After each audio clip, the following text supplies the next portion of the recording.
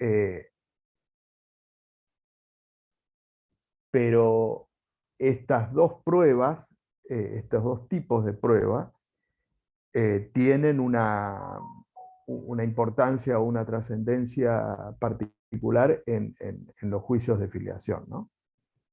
Este, eh, en lo que hace a la prueba biológica, la primera aclaración es que en realidad siempre, en la historia siempre, digo la historia del Código Civil originario, siempre ha existido la prueba biológica. En realidad a veces uno, generalizando, habla de la prueba biológica refiriéndose al sistema actual, ¿no es cierto? Dado el alto grado de probabilidad que tiene en particular el ADN.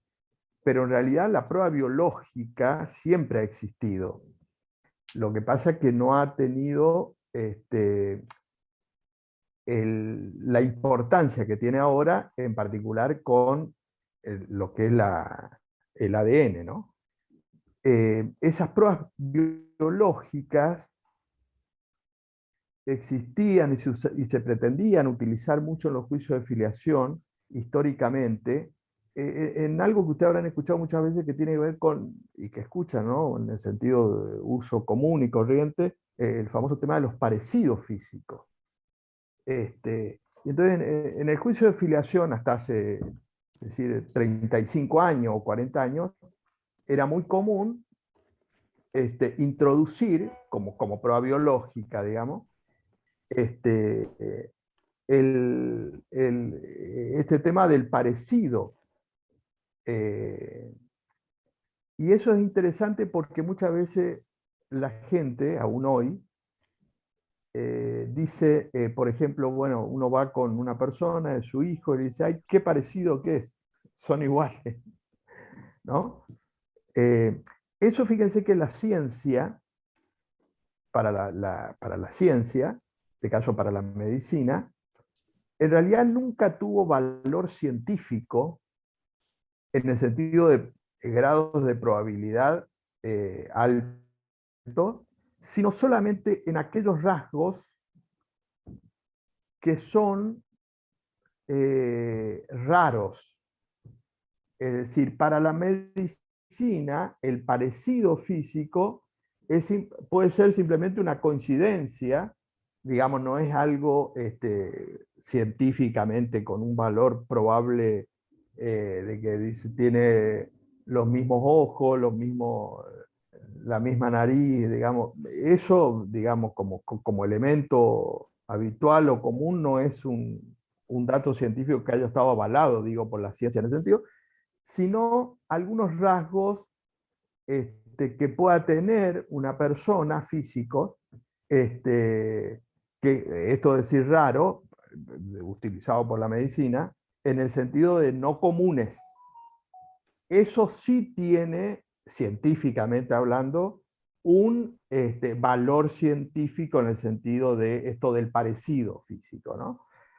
Pero bueno, eso digo siempre en el conocimiento popular, se puede decir, ha sido utilizado como algo que es, como que es válido y como que es inexorable, ¿no?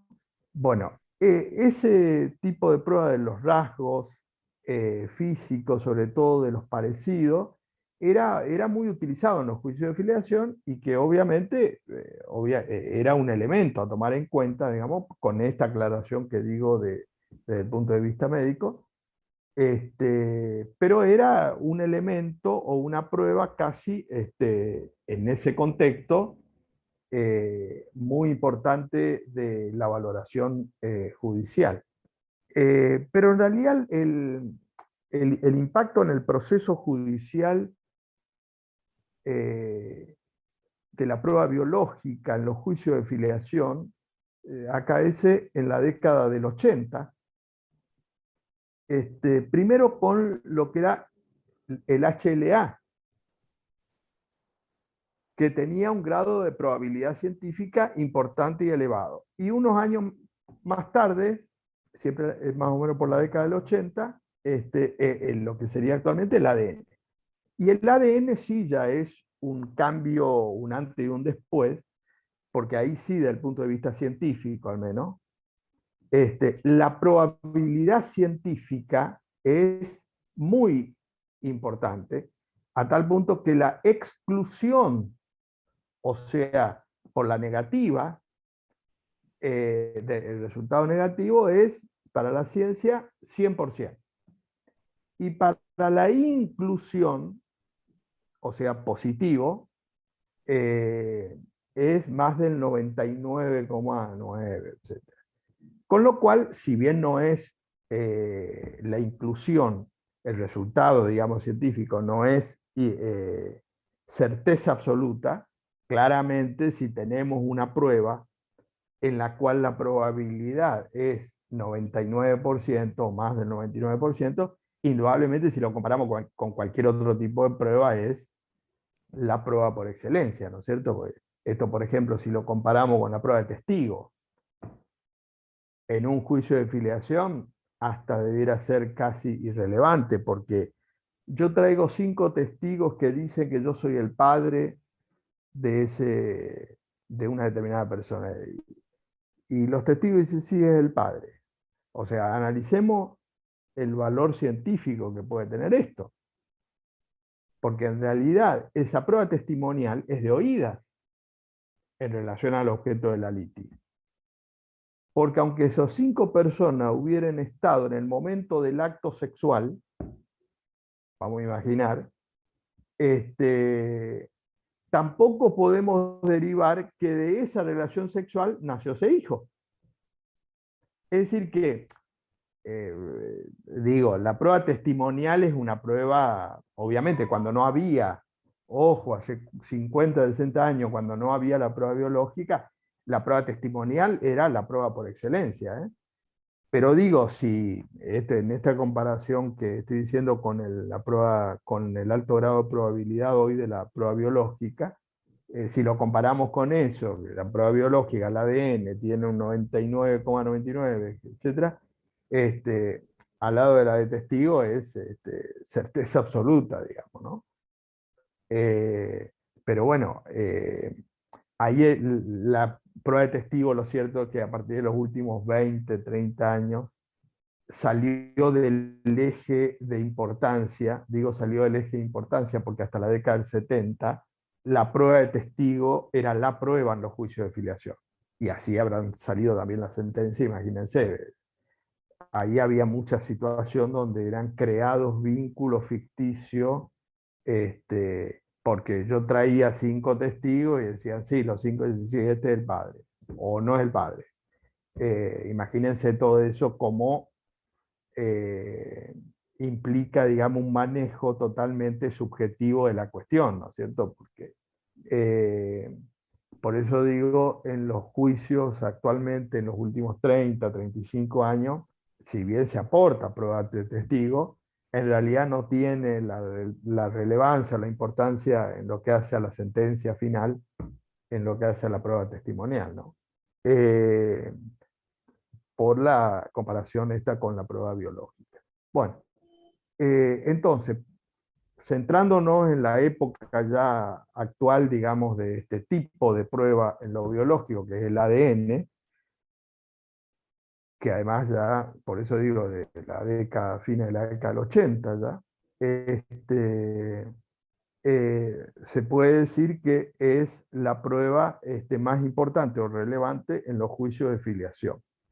En la década del 80, más precisamente en el 87, cuando esto ya estaba, en ese momento todavía estaba la HLA y ahí venía apareciendo el ADN, se dictó la ley 23.511, que ustedes seguramente la conocen, o más conocida como Banco Nacional de Datos Genéticos, que ya fue la que introdujo legalmente el valor de la prueba biológica en sentido legal en un juicio de filiación. Esa ley de Banco Nacional de Datos Genéticos, que se dictó en el año 1987, en el artículo 4 que se aplicó hasta la vigencia del actual código, pero que es importante porque, como vamos a ver, el nuevo código mantiene esta línea.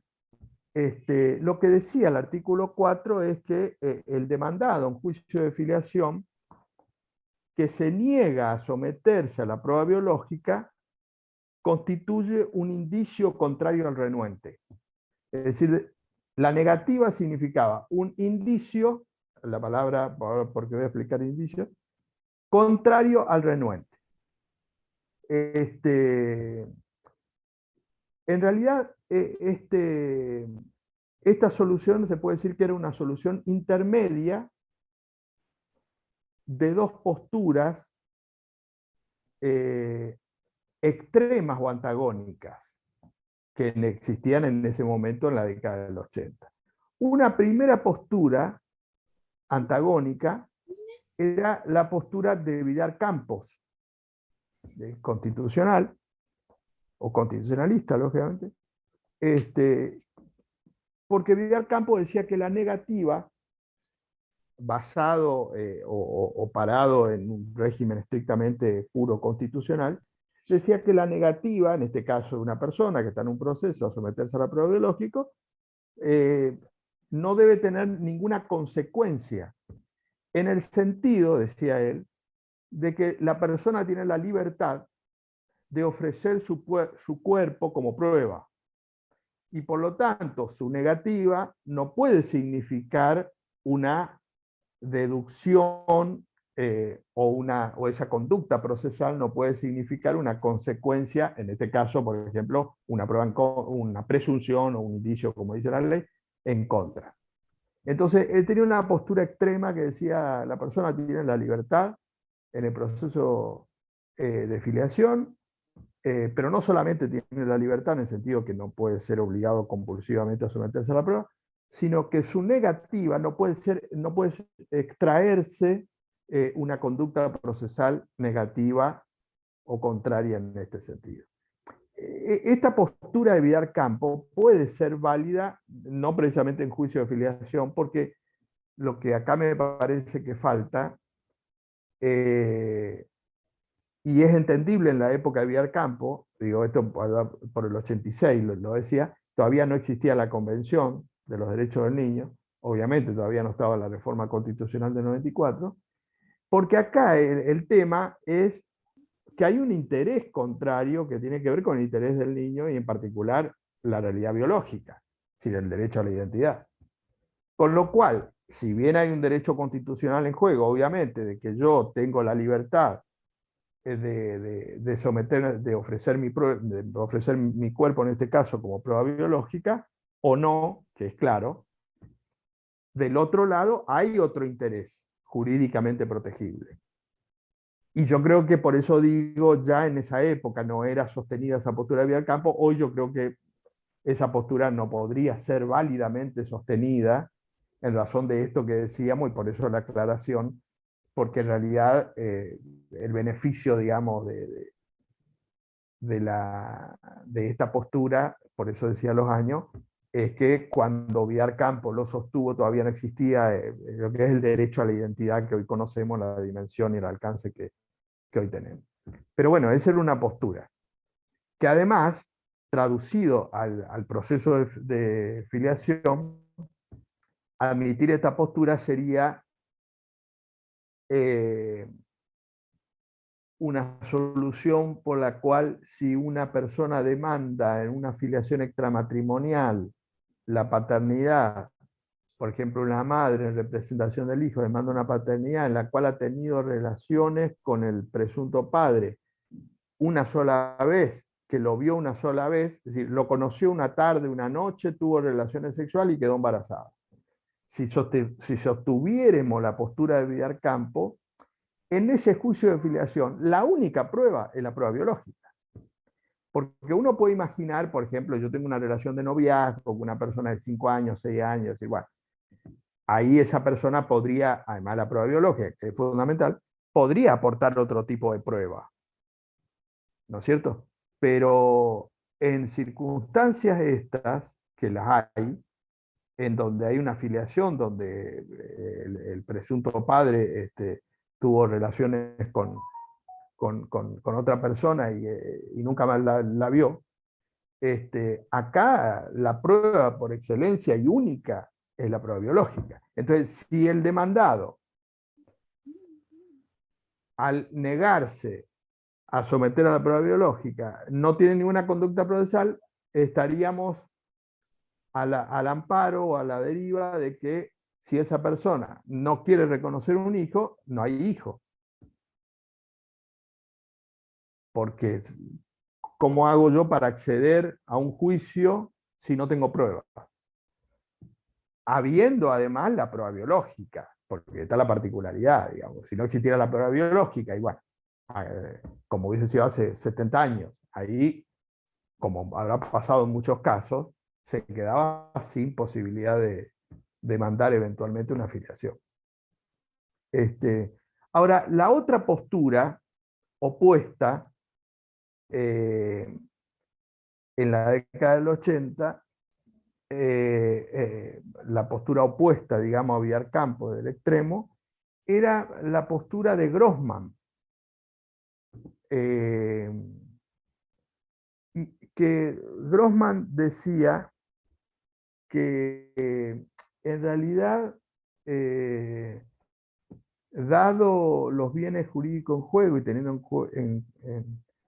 en cuenta un juicio de filiación, el demandado, no nos olvidemos que en esa época, cuando se dictó la ley 23.515, la prueba biológica del ADN, esto era la extracción de sangre, ¿no es cierto? Por eso esto digo que es importante esta aclaración, digamos.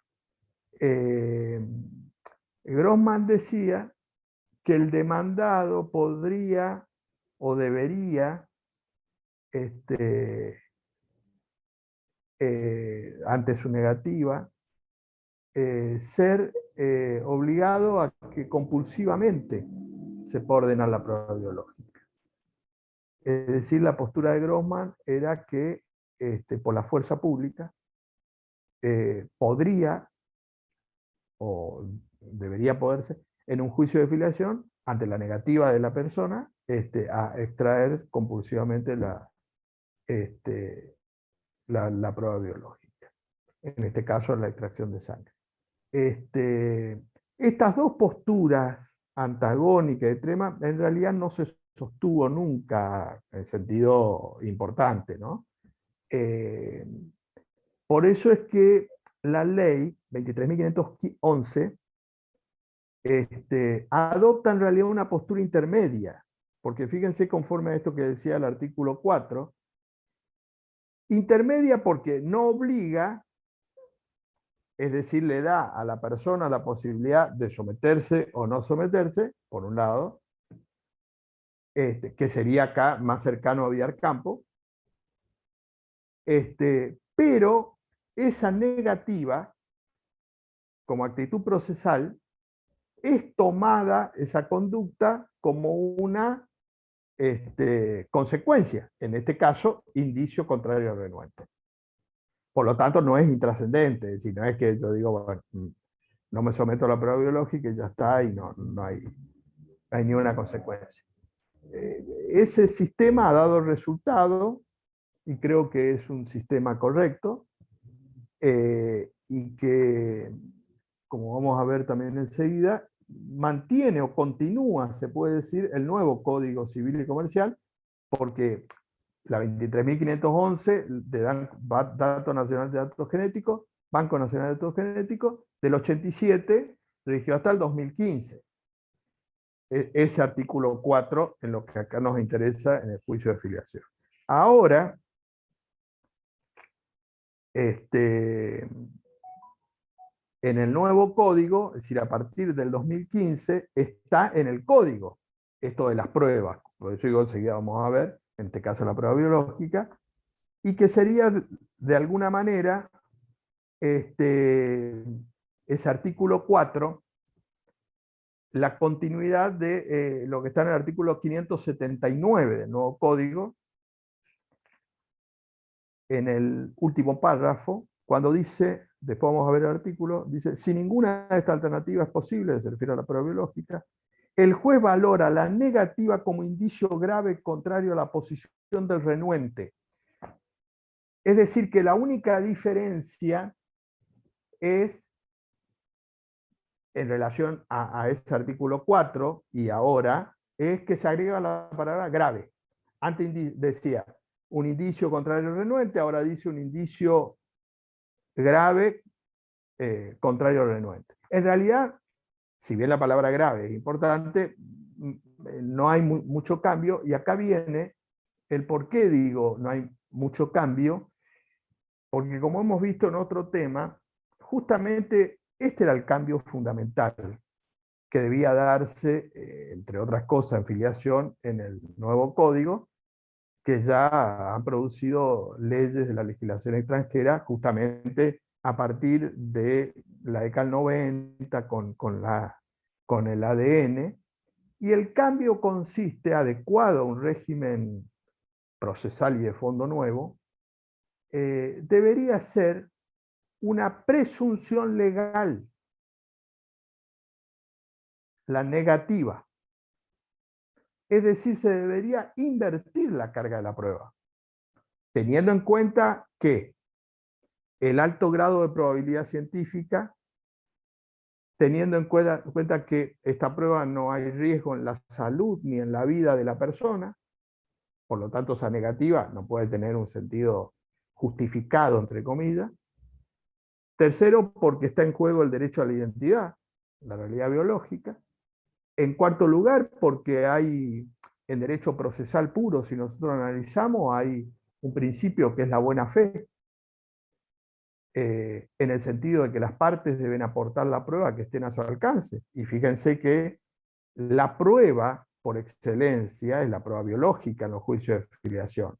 Y entonces la persona, el demandado en este caso, que se niega a someterse a la prueba biológica o a aportar la prueba biológica, en realidad está ocultando una prueba que es fundamental en ese proceso.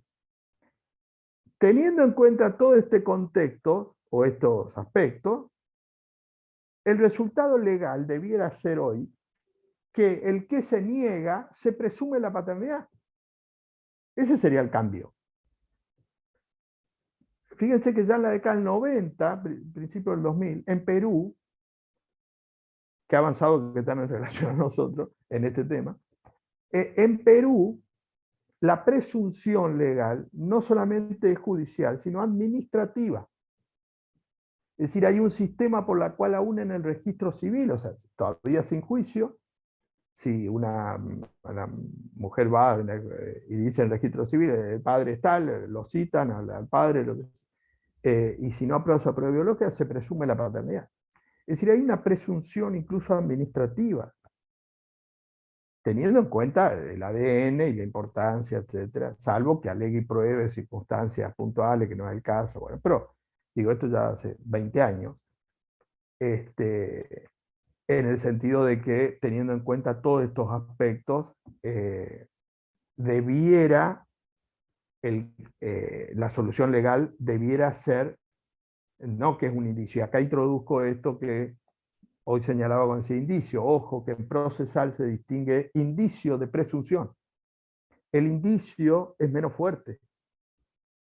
Y entonces hay muchos jueces que dicen, no, no, es un indicio, es una prueba más. Entonces yo tengo que entrar a discutir cuál es el alcance, además, en nuestro derecho, del indicio, que no es una presunción en sentido técnico jurídico. Pero más allá de eso, está claro que nuestro derecho, tanto antes como ahora, es una valoración judicial, ¿eh?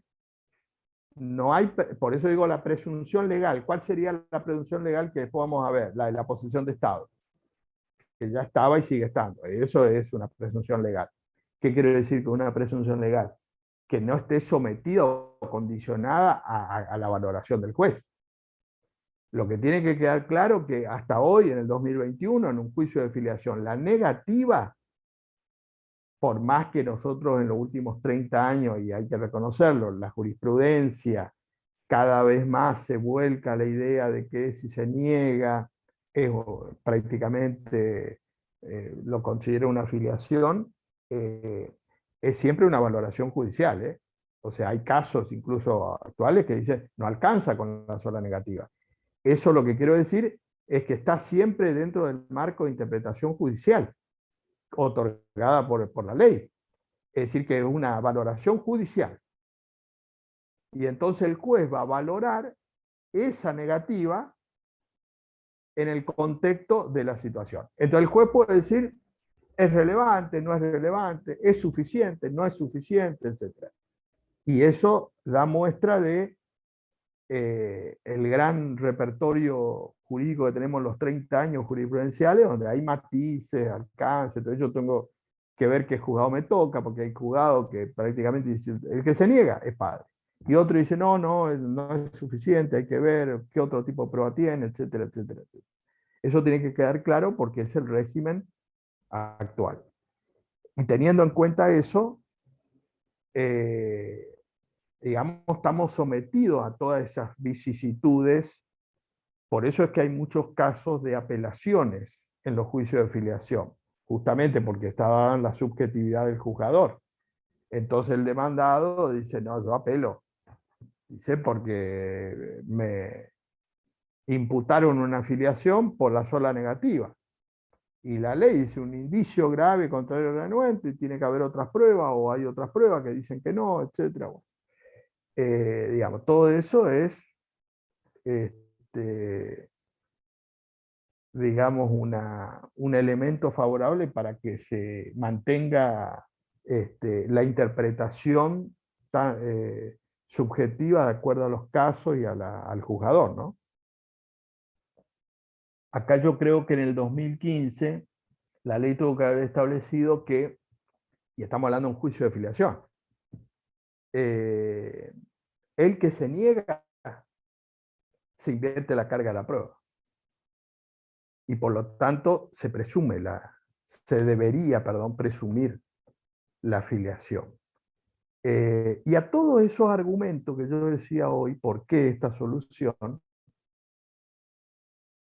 Esto del derecho a la identidad, de la prueba del valor del ADN como prueba biológica, de la conducta procesal del demandado, yo le sumaría o le sumo algo que no es intrascendente, que no está recogido todavía jurisprudencialmente en este aspecto, esto que hablamos en distintos temas de la perspectiva de género, que me parece que acá no se ve algo que es importante en relación a la perspectiva de género.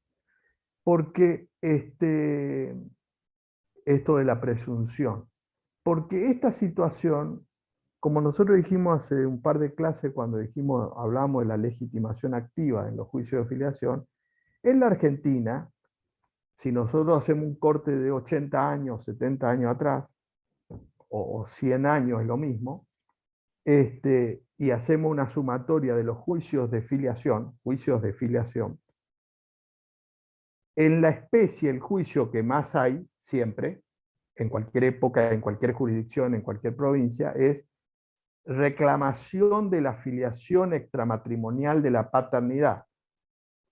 Es decir, la hipótesis clásica de que dos personas, hombre y mujer, tienen relaciones sexuales, no están casados, no conviven en unión convivencial, tiene un hijo y el padre no reconoce.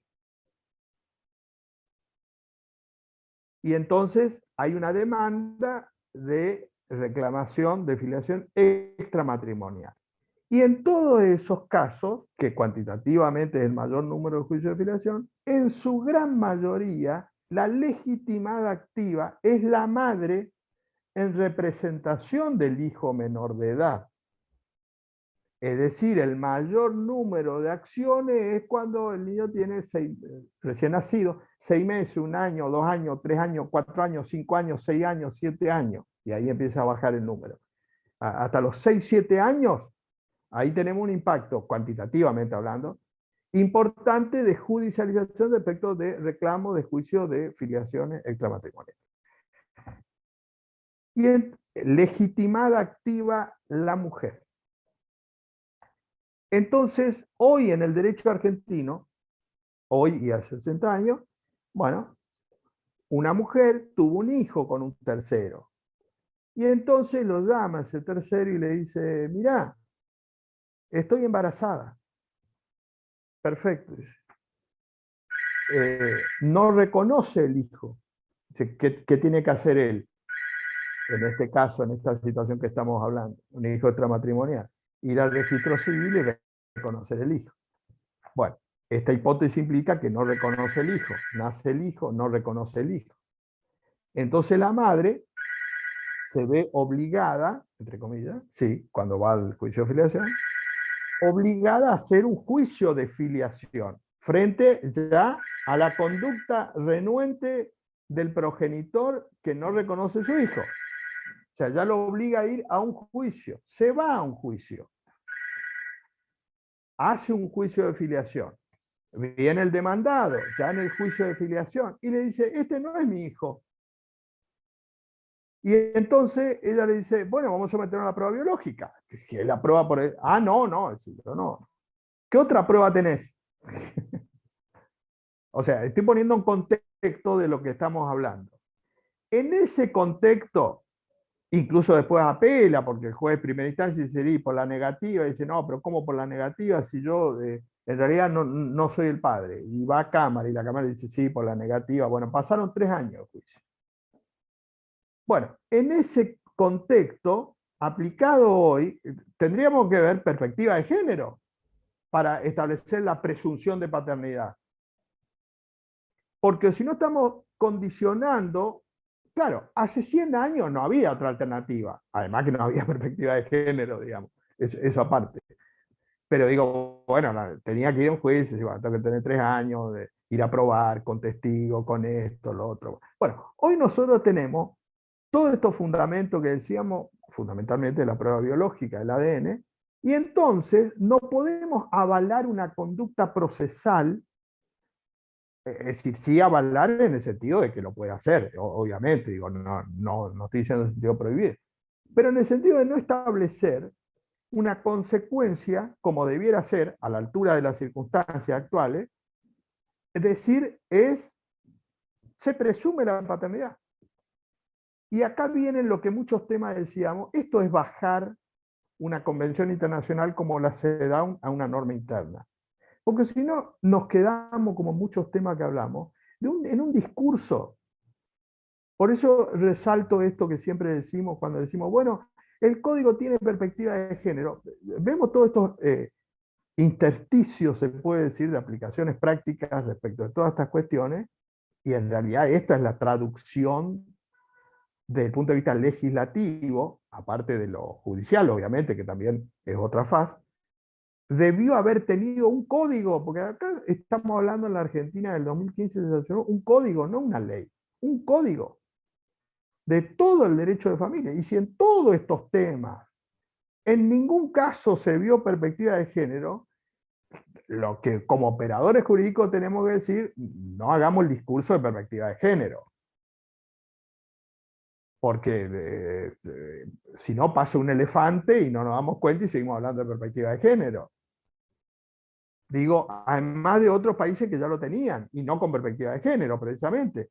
Pero digo, bueno, si yo hubiera tenido perspectiva de género en el código, hubiera dicho, bueno, acá está, esta situación por la cual la mujer tiene que atravesar, tiene un hijo, y encima para pedir alimento, que admiten a veces los alimentos provisorios cuando hay un juicio de filiación, siempre que haya una situación, pero mínima en la cuota, hasta que sea la sentencia de filiación, y la sentencia de filiación puede durar 3 años, etcétera, etcétera. Veamos todo este recorrido frente a una conducta, porque, ¿por qué digo todo este recorrido? Porque indudablemente si yo soy el demandado, el supuesto padre, la realidad a mí me indica que hay distintos escenarios. Yo tengo un juicio de filiación y me notifican que tengo un juicio de filiación, primer escenario, que una mujer me demanda diciendo, este hijo mío de 2 años es tu hijo. Si yo, primera hipótesis, a esa mujer nunca la vi y en consecuencia nunca tuve relaciones sexuales, el primero que voy a llevar la prueba biológica voy a ser yo. ¿Ustedes imaginan un caso en el cual un hombre viene, se encuentra con una demanda de filiación de una mujer que no la conoce? ¿Qué es lo que va a hacer ese hombre? Al otro día, a las 6 de la mañana, eh, está ofreciendo la prueba biológica. Segundo escenario, me demanda una mujer en la cual yo sí tuve relaciones sexuales con ella en el periodo legal de la concepción, y digo, sí, puede ser mi hijo, pero yo dudo, porque digo, no, en realidad yo en ese momento sabía que ella estaba saliendo con otro, podía estar saliendo con otro. Es decir, dudo. ¿Dudo en qué sentido? En que yo tuve relaciones sexuales, puede ser mi hijo, pero yo dudo que puede no ser mi hijo. En esa segunda hipótesis, yo también voy a ser el primero que me someto a la prueba biológica, porque ante mi duda, me voy a sacar la duda y voy a ir a la prueba biológica. Segundo escenario posible. El tercer escenario posible es, me demanda por filiación, tuve relaciones sexuales y yo estoy seguro que soy el padre. Estoy seguro que soy el padre. Bueno, ¿ahí qué hago? Me niego. En ese contexto, claramente, no hay ninguna duda, para traducirlo esto que decía, la persona que en un juicio de filiación se niega es porque algo está seguro que es el padre. Es decir, no tiene ninguna duda, porque si la persona tiene alguna duda, va a aportar la prueba biológica. Digo, esto es un razonamiento que hago desde el sentido común sin hacer ninguna aspecto legal, etc. En ese contexto, yo creo que claramente esa conducta procesal, la ley hoy, con todos estos aspectos, cuestiones que dije, me tiene que decir, usted es el padre. Venga a demostrarme que no es el padre. Es decir, tráigame la prueba biológica. Es razonable esta situación. Pero bueno, el dato concreto, puntual y legal que tenemos que tener presente es que el 579, en el último párrafo, claramente le da al juez una, una facultad, en este caso, para valorar subjetivamente, diciéndole es un indicio grave. Y entonces él proveerá. De hecho, hay juzgados o jueces que dicen que la sola negativa, hay una postura mayoritaria que dice, no, la sola negativa es filiación. Pero hay muchos juzgados que dicen que la sola negativa no es prueba suficiente para la filiación. Y entonces ahí me trabo en esa circunstancia o en esa situación, y el demandado utiliza como argumento procesal. Ese es el punto. Y esa es la realidad. Digo, hoy en los juicios de filiación, fíjense que esto, cuando hablamos de la negativa, es importante, porque decimos, bueno, pero esto, ¿cómo se traduce en la práctica?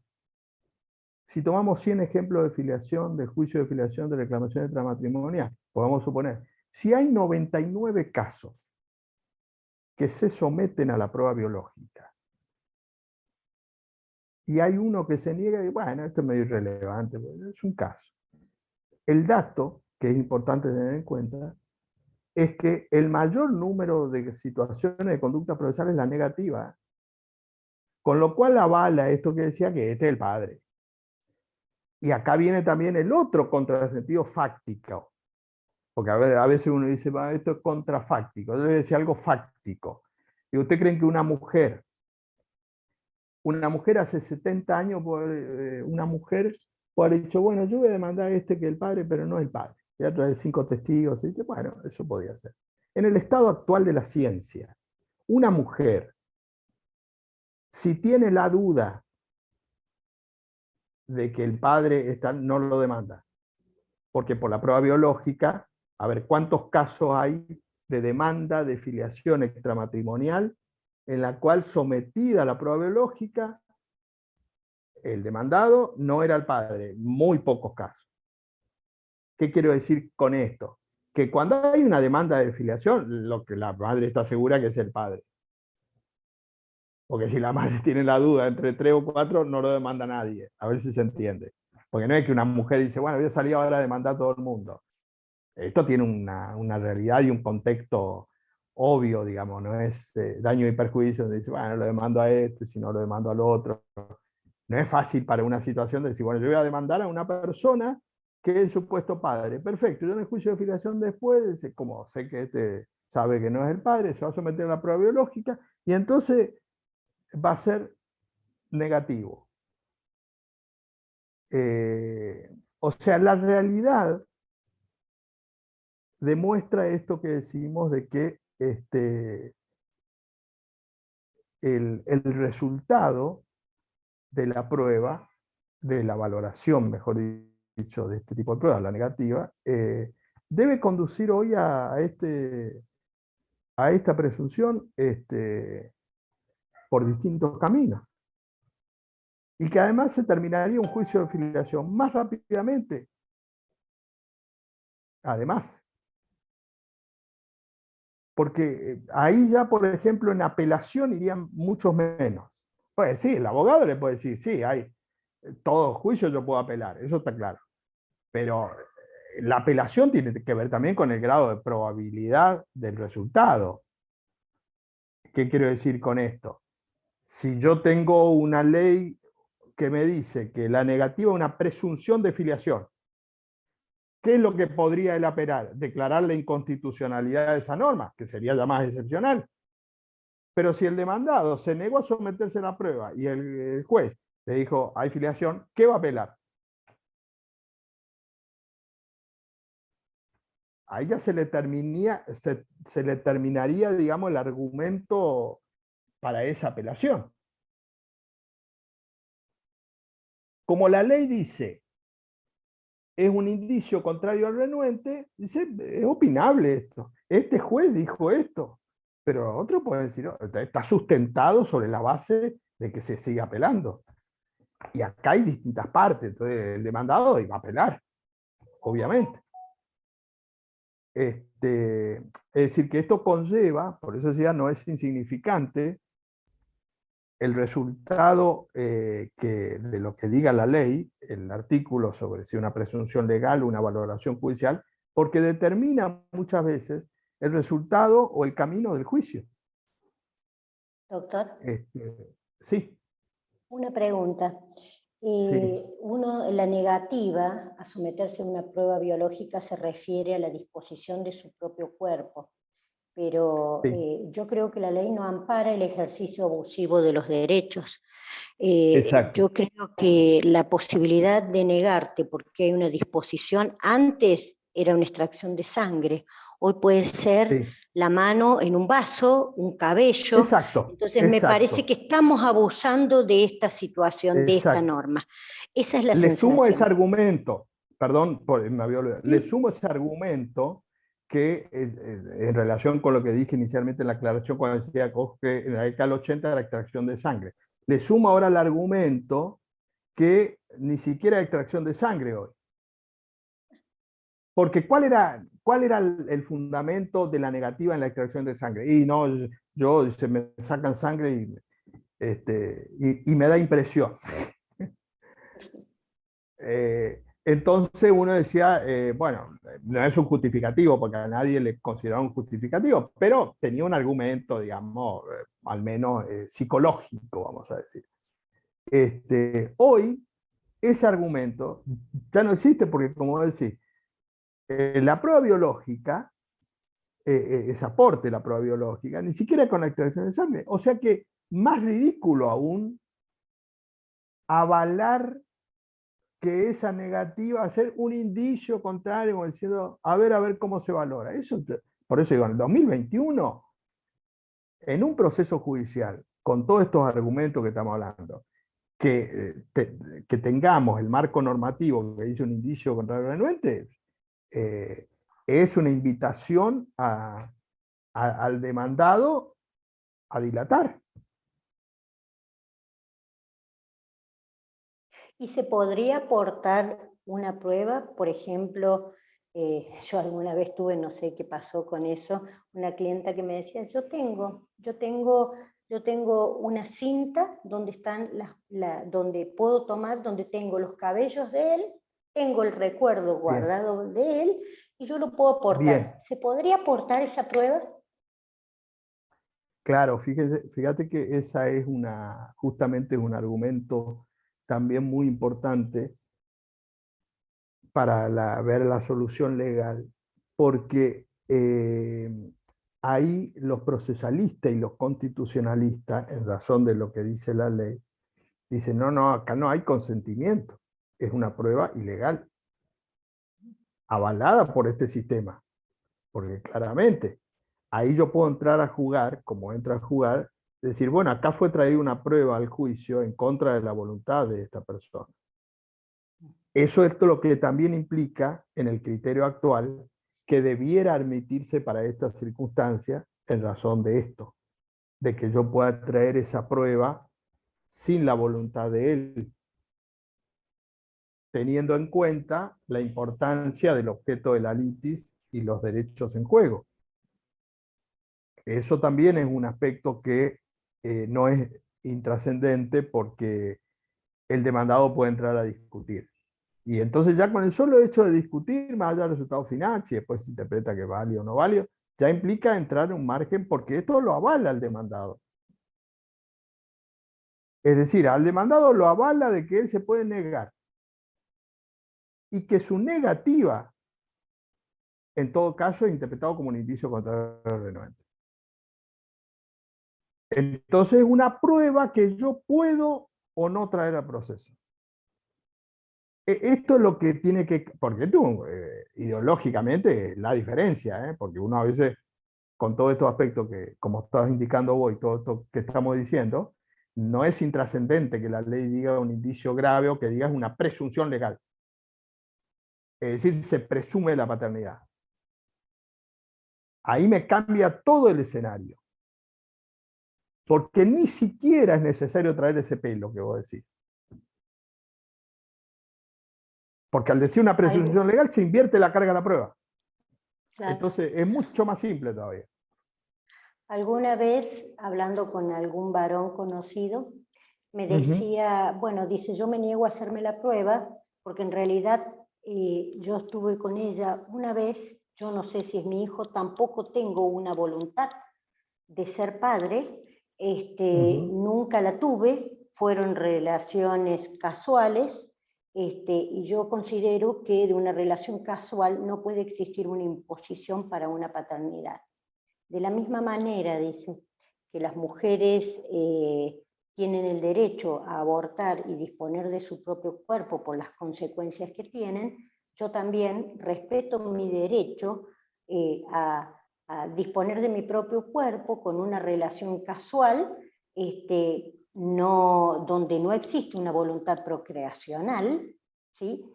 Y no quiero asumir una paternidad, por eso no me hago la prueba. Eso fue una charla con un conocido mío. Mira, vos en ese caso que me estás diciendo tuviste la suerte de que eso que te dijo era un hombre. Porque a mí me lo dijo una mujer que además se autotitula feminista. Y entonces le digo, mira, tenés que revisar tus conceptos, le digo, porque o dejás de ser feminista o cambiás de postura, porque conforme a esa posición, la mujer en situación de relaciones sexuales con un hombre va a tener que depender de la voluntad del hombre que asuma o no esa paternidad. O sea, proyectémoslo a la vida real esto. Supongamos que el derecho positivo diga, no, el hombre, esto que vos decías, ese pensamiento, claro, ese pensamiento, yo lo consideraría un patriarcal puro, pero más allá de eso, de los rótulos, etc. Analicemos esto. Yo salgo de una persona, tengo relaciones sexuales, bárbaro, extraordinario, pero yo lo único que quería es tener relaciones sexuales. Y resulta que quedó embarazada, un problema de ella. Entonces dice, no, yo no quiero asumir esa paternidad.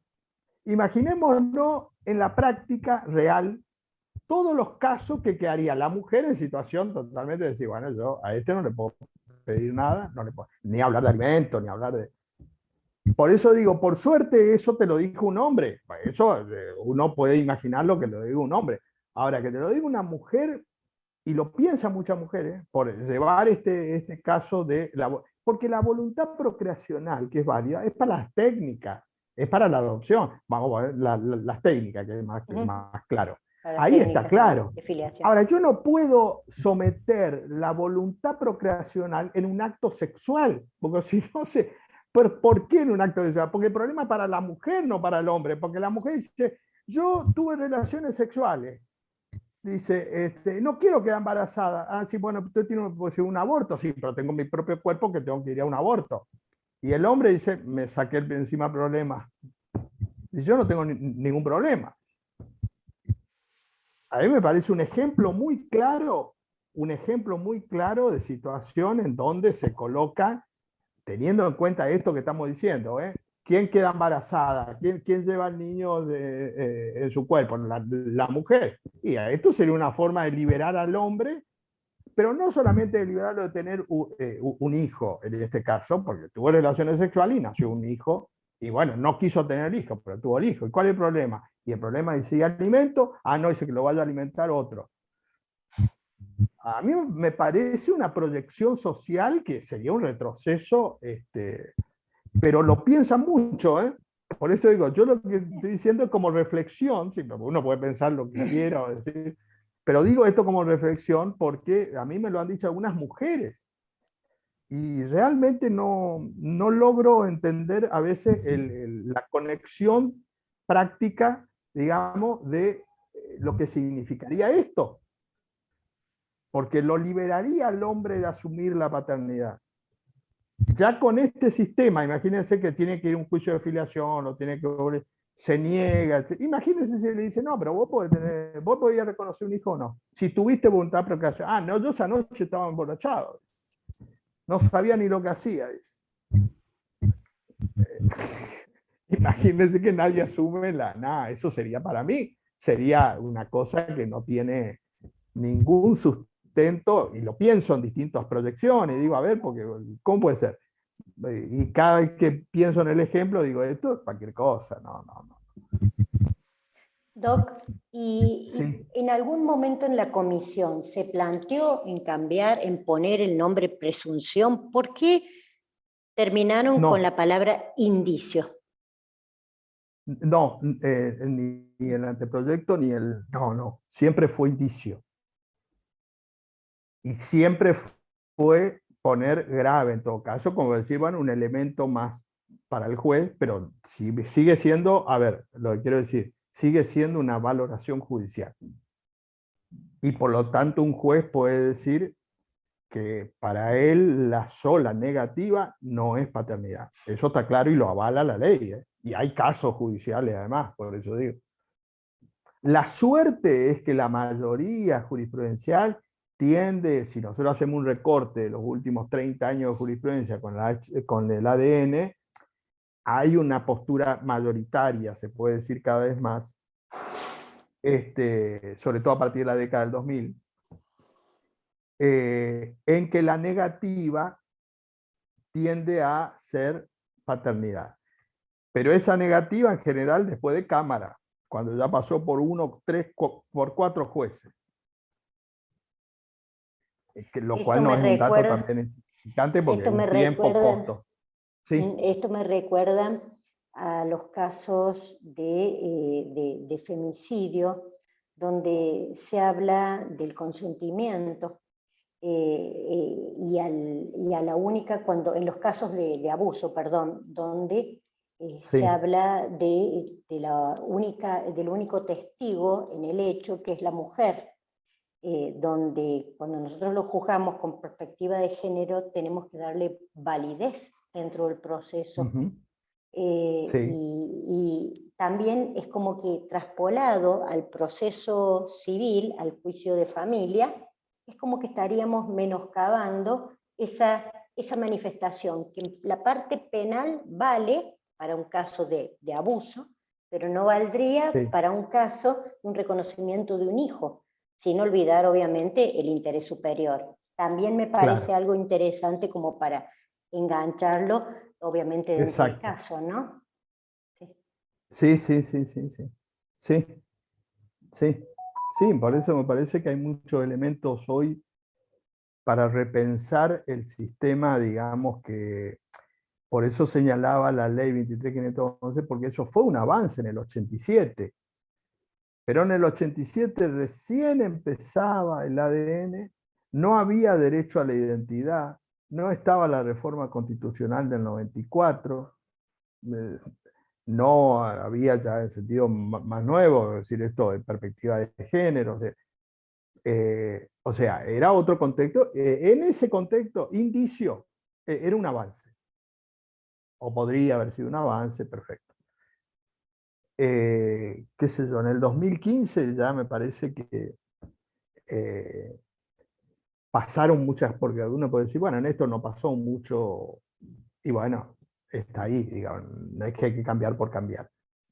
Pero digo, en este tema me parece que hay un montón de elementos que aparecieron y que avalarían, digamos, un replanteo al menos, a ver, si ustedes me preguntan, nosotros te decíamos, un tema que vamos a ver esto de las técnicas, la clase que viene, pero en la primera clase de filiación nosotros decíamos que en realidad, si bien el tema más hoy candente tiene que ver con las técnicas, no nos olvidemos, como decíamos, que en la Argentina, en el mundo, pero en la Argentina, en el registro civil de la inscripción de un recién nacido, en su gran mayoría, más del 90%, son por naturaleza, o sea, filiación por naturaleza. Entonces, no perdamos el contexto de lo que estamos hablando, porque los juicios de filiación, por naturaleza que estamos viendo, es cada vez más. Entonces, ahí hay una problemática, digamos, cuantitativa muy importante, que tiene que ver con los procesos concretamente, y en ese contexto cuantitativo, no cualitativo, porque yo digo, ¿cuál es el tema que más me interesa hoy a mí en filiación? Y técnica de reproducción humana asistida, porque un tema obviamente más nuevo, más novedoso, hay cuestiones perfectas. Ahora, desde el punto de vista cuantitativo, el problema judicial de hace 30 años, del 87, es que el demandado se niega a someterse a la prueba biológica. Entonces digo, si yo tuve que haber tenido un impacto de una reforma en filiación, lo primero que tuve que haber tocado es esto. Desde el punto de vista cuantitativo, ¿no? De lo que a mí me puede gustar, no gustar, etcétera, etcétera. Y fíjense que es más o menos igual. Y todos los casos que nosotros conocemos públicos y notorios, el caso de Maradona, por ejemplo, todos esos casos de los hijos, negativa. Bueno, el caso de Scioli, la hija que tiene Scioli, ustedes recordarán hace, no sé, 15, 20 años, en la provincia de Buenos Aires, y eso es un juicio de filiación extramatrimonial, justamente. Él se negó a la prueba biológica, va a cámara, y antes de salir el fallo de cámara, él la reconoce. Con la hija que hoy tiene una relación, digamos. Bueno, pero fíjense que en ese caso ella le hizo un juicio de filiación y en realidad él reconoce a la hija ya cuando iba a salir la sentencia de cámara. ¿Y cuál era la conducta procesal de él? Negarse. Estoy poniendo dos casos públicos notorios, de esos un montón. Digo, es decir, que la negativa es la conducta procesal del demandado. Entonces, ese es hoy el punto donde hay que trabajar para decir, bueno, ¿cómo vamos a desactivar esto o darle valor que sostenga eventualmente hasta una sentencia de cámara? Y hoy tiene un aval por la ley. Y eso me parece que es lo que hay que rever, porque están las soluciones, digo, están, y no sería ningún avasallamiento del demandado, porque el demandado eh, tiene que aportar la prueba que está a su alcance. Y si no aporta esa prueba que está a su alcance, como decía hoy, es porque está seguro que es el padre. Por eso también yo creo que no es necesario la compulsión física. Porque en un proceso de filiación en el que se niega es padre. Entonces, ni siquiera tiene que haber la compulsión física. Cuando hablo de la compulsión física, hago una aclaración. Acá estamos hablando del juicio de filiación civil. La compulsión física a partir de la 23.511 no está en discusión y nadie puede ser compulsivamente, en este caso y en su época también, a la extracción compulsiva de sangre. Esto que estamos hablando es juicio de filiación civil. En el juicio penal, en los casos de desaparición forzada de persona, ahí hay dos posturas, en base a la 23.511. Por eso no confundir esto con penal. Porque en penal hay una postura que dice, en los casos de desaparición forzada de persona, dice, se aplica por analogía a la 23.511 y por lo tanto se puede, si se niega, es un indicio contra el renuente en la causa penal, ¿no? Pero hay una postura en penal que no hay que confundir por eso con civil, que hay muchas órdenes judiciales de la compulsión física en los expedientes de desaparición forzada de personas, pero acá es por la desaparición forzada de personas. Ahí sí hay algunos fallos que han ordenado compulsivamente la extracción de sangre. Pero vuelvo a repetir, habiendo caso de desaparición forzada de personas. Ahí yo creo que habiendo caso de desaparición forzada de personas, sí la compulsión física es probable, porque aparte ahí hay un interés del Estado. Pero en esas situaciones, no en un caso de filiación común. Porque no hace falta. En el sentido de que, vuelvo a repetir, la lógica y el sentido común dice que si el demandado se negó, es porque él está obstaculizando a presentar la prueba. Y entonces yo esa conducta procesal la tengo que interpretar de una sola forma. Que él no quiere aportar esa prueba que va en contra de él.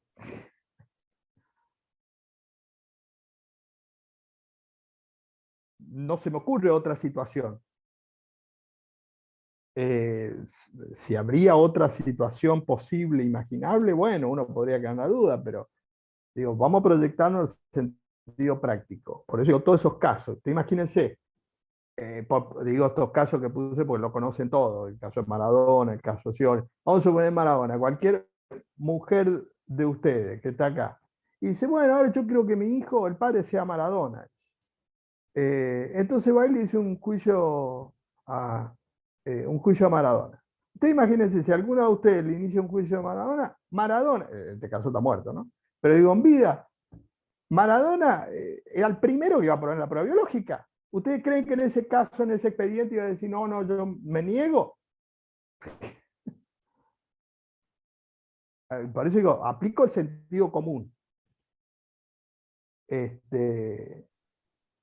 Con lo cual no puede haber otra interpretación razonable.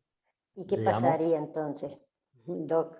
Esto que usted que nos está diciendo a mí me hace pensar que podrían hacerle una denuncia por supresión de identidad de un menor de edad. Entonces, en ese caso, en el ámbito penal, porque no necesariamente tiene que estar vinculado el delito de supresión de identidad, hasta donde yo tengo entendido, no está solamente vinculado a la desaparición de personas.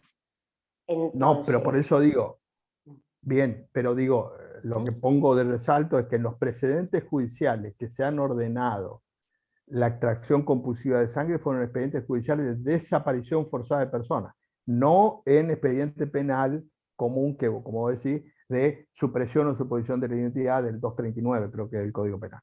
Digamos, de todo ese género, no. Es en la especie de, en el tema de los desaparecidos, concretamente. En esa situación, yo creo que puede ser, es válido la compulsión física porque hay una convención internacional. porque la Convención Internacional dice que el Estado está interesado, además de la afiliación, etcétera, está interesado en esclarecer el hecho. Y entonces el Estado, para mí, porque eso está en discusión, obviamente, el Estado tiene o tendría potestades para la compulsión física en razón de esta circunstancia de desaparición forzada de personas. Pero digo, es opinable en el sentido, la aclaración que quería hacer, incluso porque digo, esto que decía de la compulsión física, algunos lo sostienen aún también en civil, esto que decía, por ejemplo, de Grossman. O sea, son temas obviamente a discutir o a analizarse en ese contexto. Yo lo que creo es que en el tema de filiación puro, habría un solo caso que yo podría dudar o avalar la compulsión física.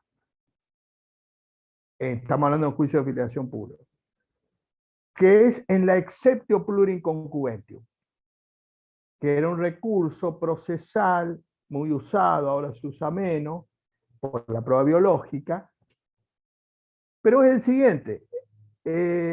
Resulta que se demanda el supuesto padre, que es el padre. Y el padre, ¿qué es lo que hacía el supuesto padre? ¿Qué es lo que hacía muy comúnmente? Traía otros testigos diciendo que ellos también habían tenido relaciones sexuales, mentira, obviamente, o en la mayoría de los casos, mentira, relaciones sexuales con esa mujer. Entonces, todos se negaban a la prueba biológica. Claro, ahí cuál es el problema. Ahí cuál es el problema. Digo, bueno, yo a la negativa le digo a los 5. Ahí en ese escenario podría ser necesario para la ley la compulsión física, porque si no tiene que dejar a la deriva en esa situación cuando hay más de uno supuesto que se niegan. Porque ahí podría articularse un artilugio procesal en el régimen vigente y decir, bueno, vamos a negarnos los 5. Claro, ahí está el problema. Hoy, el juez, ¿qué hace? Digo el juez qué hace porque que sería difícil, digamos, no hay aparte ningún caso que le haya dado a los dos. Me viene acá a la memoria el caso de Brasil. Hubo un caso en Brasil. Después me voy a buscar para la próxima clase, traerle el fallo que tenga un papel. Un caso en Brasil en la cual eran 2 hermanos mellizos. Sí, no, mellizos iguales eran, no mellizos, gemelos. Y entonces uno estaba de novio con una persona, una mujer, queda embarazada. Y entonces ellos se imputaban la paternidad, diciendo, no, es de mi hermano, no, es de él. Bueno, van a juicio los dos, y ninguno de los dos, ¿quién es el padre? No, no, yo no, dice, yo tampoco. En esa situación y en ese contexto, sometida a la prueba biológica, tenían casi la misma situación de la prueba biológica, no sé cuál fue exactamente la prueba biológica, pero tampoco quedaba determinado quién era. En ese caso, el juez le atribuyó la paternidad a los dos. Por eso recuerdo, digo, esta situación pero ahí también sería injusto, porque en realidad el padre es uno.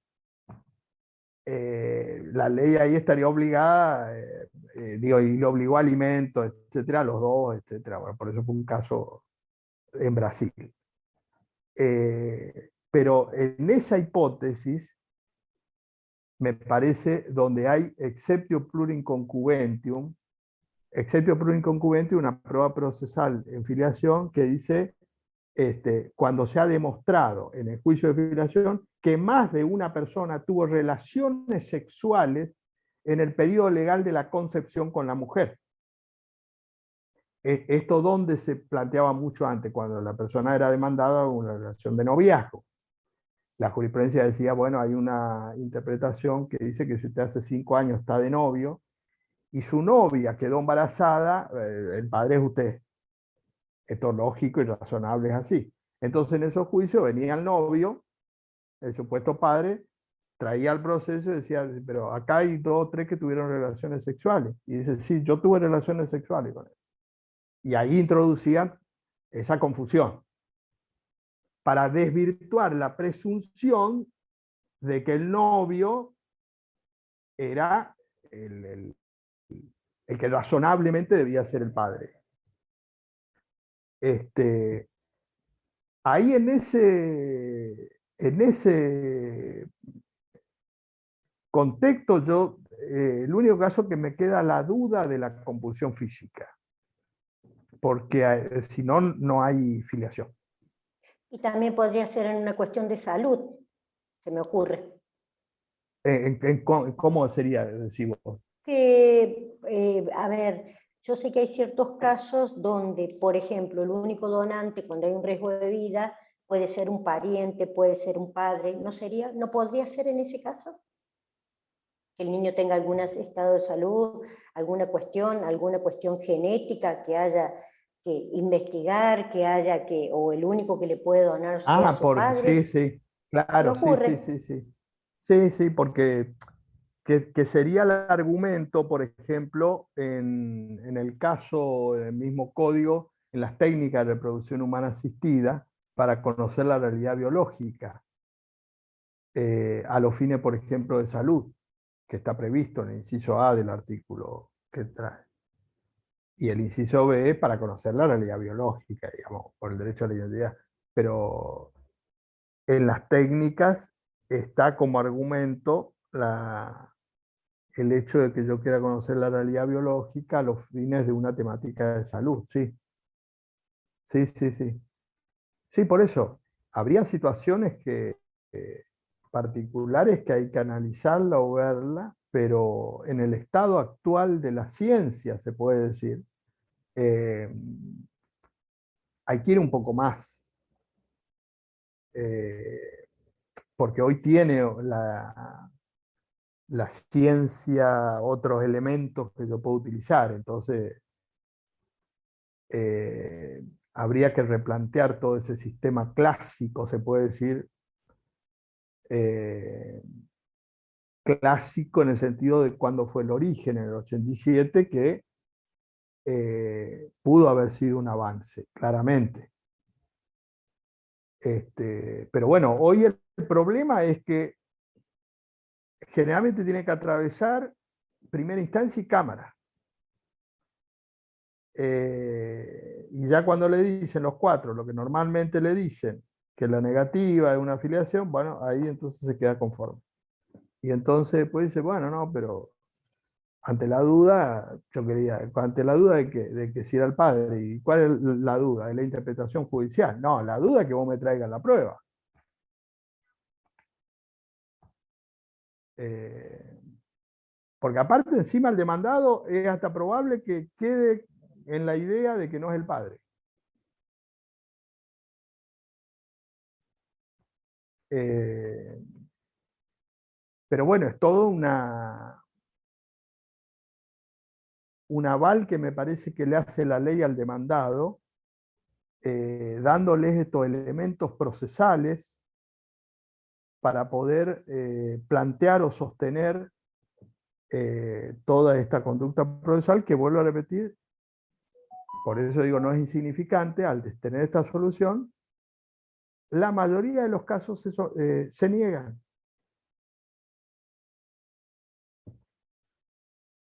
Entonces digo, bueno, hay algo raro acá, porque si no hay riesgo en nada, si es la prueba por excelencia, debiera ser el sentido común que todos lo primero que hacen. Bueno, además, obviamente, la prueba biológica, fíjense, puede ser a pedido de parte o de oficio.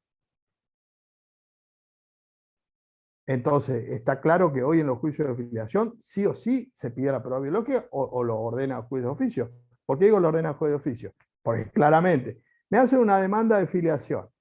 La madre en representación del hijo y me dice, yo le voy a ofrecer pruebas testimoniales, documentales, fotos, etcétera. O sea, hay un bagaje de prueba que me dice, yo hace 10 años estoy saliendo con esta persona, tengo una relación de noviazgo, etcétera, etcétera, todo. Perfecto. Entonces aporta un montón de pruebas importantes. ¿El juez qué va a decir? Sí, esto es bárbaro, dice, pero no me pidió la prueba biológica, ordeno la prueba biológica. ¿Y por qué ordeno la prueba biológica?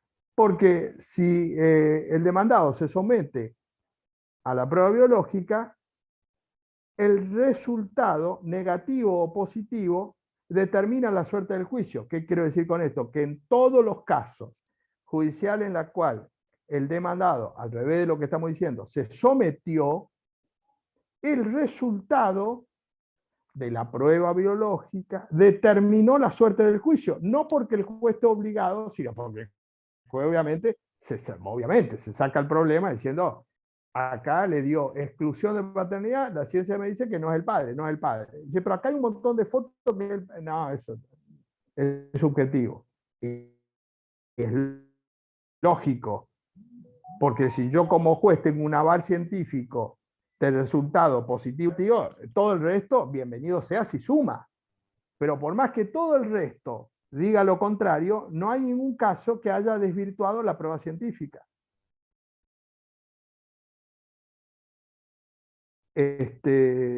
Con lo cual ese resultado, por el valor científico que tiene, obviamente, un juez no va a dejar una prueba científica en detrimento de otras pruebas, por más que sean graves, precisas, concordantes, vamos a suponer testimonial, documental, etc. No, no. Puede hacerlo, ¿eh? Pero yo no conozco ningún caso. Hasta acá me refiero en los 30 últimos años, cuando estamos hablando del ADN, ¿eh? No conozco ninguna sentencia que habiéndose sometido le dio positivo, por ejemplo, y el juez haya dicho que no. Lo que sí hay, y ahí también viene otra vez el recurso a lo que decíamos, del demandado muchas veces, que en el juicio de filiación pide una otra prueba. Eso también se pide. Han habido casos en que la segunda prueba que se dio distinta, pero en general confirma la prueba. Eso sí es común que se plantee de una nueva prueba. Está en el recurso o en el derecho, digamos, de la persona a pedirlo. Pero la realidad es que si se sometió a la prueba biológica, el juez se va a amparar en ese resultado. Porque si no va a ser mucho más cuestionable o planteable una apelación. Por eso digo, lo primero que ordena el juez, si no no lo piden las partes, ordena de oficio la prueba biológica, porque le da a él el resultado del juicio y utiliza como tal. Ahora, esta prueba biológica que estamos hablando, hasta acá, de acuerdo al 579, incluso la 23.511, antes y ahora el artículo 579, leo el artículo 579, que sería el régimen actual de esto que estamos hablando. En las acciones de filiación se admite toda clase de prueba, incluida las genéticas, que pueden ser decretadas de oficio o a pedido de parte, esto que decíamos. Ante la imposibilidad de efectuar la prueba genética de alguna de las partes, los estudios se pueden realizar con material genético de los parientes por naturaleza hasta el segundo grado. Debe priorizarse a los más próximos.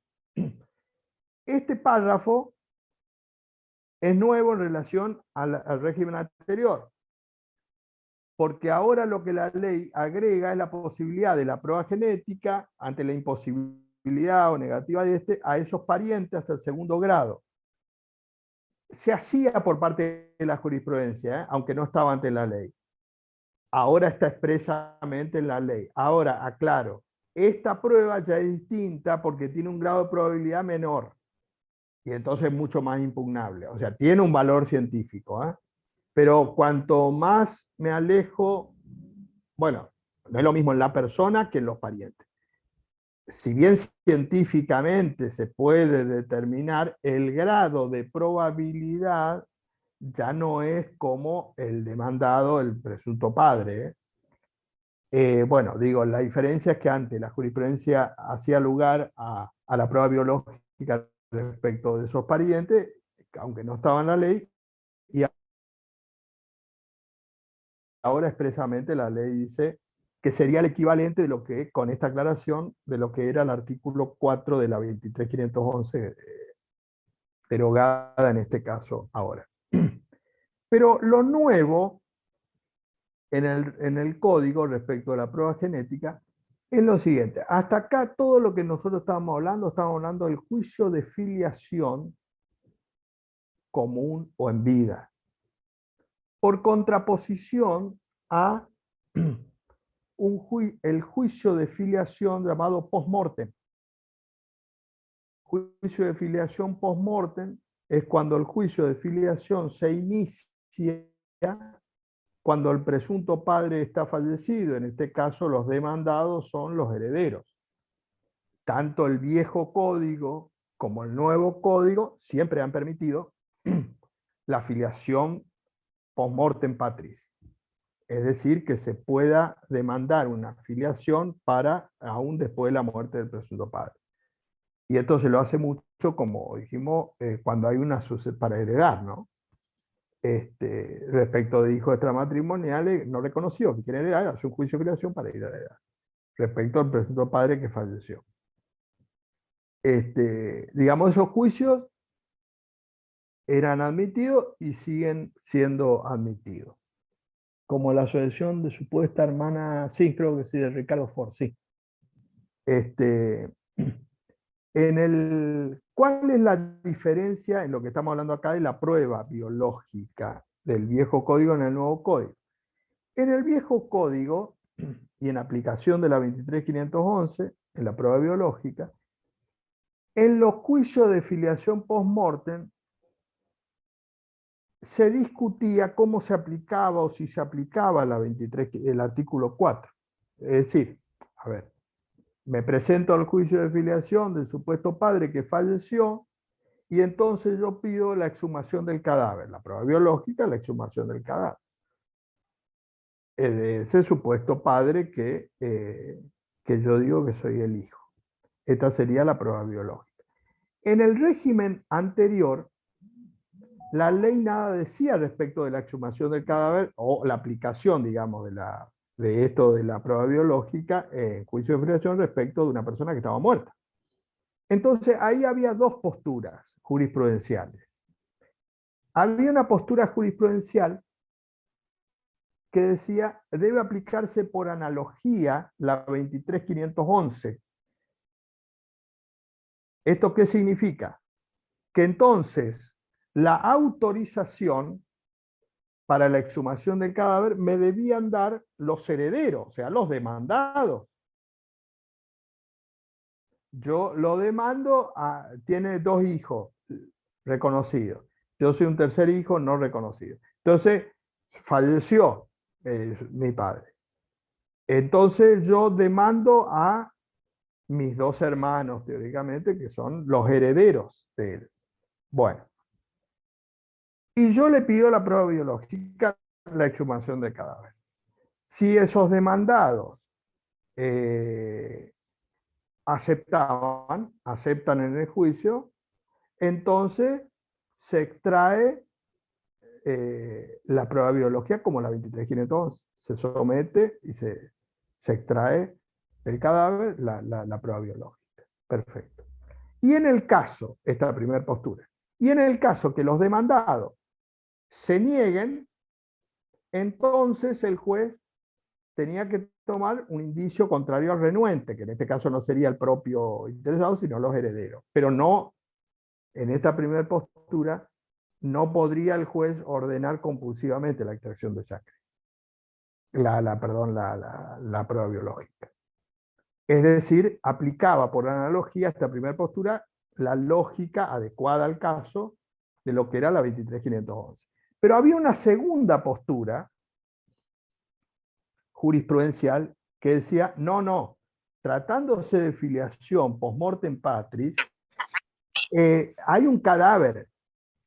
Al no ser una persona viva, obviamente, primero, formalmente, se le pide la autorización a los demandados, que serían los herederos. Si ellos ¿Están de acuerdo? No hay ningún problema, no hay ninguna cuestión ni ninguna duda. Pero acá el problema es si los demandados se niegan. Entonces esta segunda postura decía, si se niegan, el juez puede ordenar compulsivamente, porque este ya es un cadáver. Entonces ya no rige toda la lógica de la 23.511, es decir, bueno, la persona puede no querer someterse a su cuerpo, no ofrecer la prueba, etcétera, etcétera. Como es un cadáver, yo puedo extraer compulsivamente, aún en contra de la voluntad, en este caso de los herederos. Esa segunda postura. Esa segunda postura es importante jurisprudencial porque ahora, en el 580, el Código Civil y Comercial, la ley da una solución expresa a esta situación y dice prueba genética post-mortem, que en realidad es la filiación post-mortem patria. Dice, en caso de fallecimiento del presunto padre, la prueba puede realizarse sobre el material genético de los dos progenitores naturales de este. Esto no estaba en la ley, pero era lo que reconocía únicamente la jurisprudencia. Hasta acá no hay ningún problema. Pero dice, ante la negativa o imposibilidad de uno de ellos, puede ordenarse la exhumación del cadáver. El juez puede optar entre estas posibilidades según las circunstancias del caso. Es decir, que ahora el 580 le da facultades al juez para ordenar la exhumación del cadáver, que sería esa segunda postura que dije. O sea que sería distinto si es en vida. Porque si es en vida, como dijimos en 579 y como era antes, el juez no podría ordenar compulsivamente. En el caso del cadáver, sí. Estaría dentro de la facultad judicial como medidas, aún ante la negativa del demandado, ordenar la exhumación del cadáver. Eso es importante distinguir porque, por eso digo, a este fin, no sería lo mismo una afiliación común de vida a una afiliación post-mortem patria. Acá hay un recurso procesal sí que hacen los demandados que hay que tener presente, supuestos demandados o futuros demandados, o sea, los herederos, que muchas veces, como se sabe que bueno, el causante parece que tuvo un hijo extramatrimonial o que ese hijo le va a hacer el juicio, recurren a la cremación. Es decir, muchas veces la cremación es una, más allá que una decisión obviamente que pueden hacer los herederos, es un recurso para hacer desaparecer esa prueba ante supuestas situaciones de juicio de filiación. Y ahí en ese caso ya no va a tener esa posibilidad. Con lo cual, y siendo esto un recurso, voy a leer el artículo, digo porque es un derecho que tienen los herederos, el artículo 61 del Código, cuando habla de las exequias, el artículo 61 está en el título de derechos personalísimos. El último artículo, el 61 del título de derechos personalísimos, habla de exequias. Y entonces dice, la persona plenamente capaz puede disponer por cualquier forma, modo y circunstancias de su exequia, inhumación, etc. Es decir, está claro que hoy, claramente, en el código, una persona en vida puede decidir qué hacer con su cuerpo una vez muerto. Es decir, que es un derecho personalísimo. Eso es importante aclarar y que está fuera de discusión, que antes se discutía, etc. O sea, es un derecho personalísimo. Si yo en vida digo, yo me muera, tienen que hacer tal cosa, se tiene que cumplir mi voluntad. Eso está claro. Ahora, en el caso de que no, justamente, si la voluntad del fallecido no ha sido expresada o esta no es presumida, es decir, no dijo qué hacer con su propio cuerpo, ahí viene, la decisión corresponde al cónyuge, al conviviente y en su defecto a los parientes, según el orden sucesorio, quienes pueden dar al cadáver un destino diferente al que habría dado el difunto de haber podido expresar su voluntad. Es decir, los herederos o el conviviente, si fuera el caso, que no es heredero, tendrían la posibilidad de decidir qué hacer con el cuerpo. Y entonces estas personas legítimamente pueden pedir la cremación. Si se hizo la cremación, obviamente ya no va a tener esta prueba. Pero en la práctica hay situaciones que han prosperado procesalmente como medida cautelar preventiva, en la cual el supuesto hijo que tiene que hacer un juicio de filiación y que va a hacer un juicio de filiación o que va a iniciar juicio de filiación, pide que no sea cremado para preservar la prueba. Y eso la justicia ha hecho lugar, no en forma absoluta definitiva en el tiempo, porque digo, bueno, los herederos quieren cremarlo, eso es un derecho que tienen los herederos. Pero yo puedo, digamos, dilatar esto hasta obtener esa prueba. Eso hay casos, por eso digo, pero ahí tengo que llegar yo antes de la cremación. Ahí está la particularidad. Pero la jurisprudencia admite que pueda suspenderse la cremación o prorrogarse en el tiempo para preservar esa prueba. Eso hay casos que han pasado y en ese caso, obviamente, tiene este derecho o este recurso o esta facultad, ¿no? Como es, ahí es importante porque en realidad muchas veces cuando cuando se da la cremación, ya yo hago desaparecer esa prueba. Y eso para la jurisprudencia no es una presunción en contra. Porque, a ver, por eso dije esto del 61. Resulta que yo, un año después que falleció, hago un juicio de filiación, post-mortem pati. Y entonces me presento el juicio de filiación, perfecto. Y digo,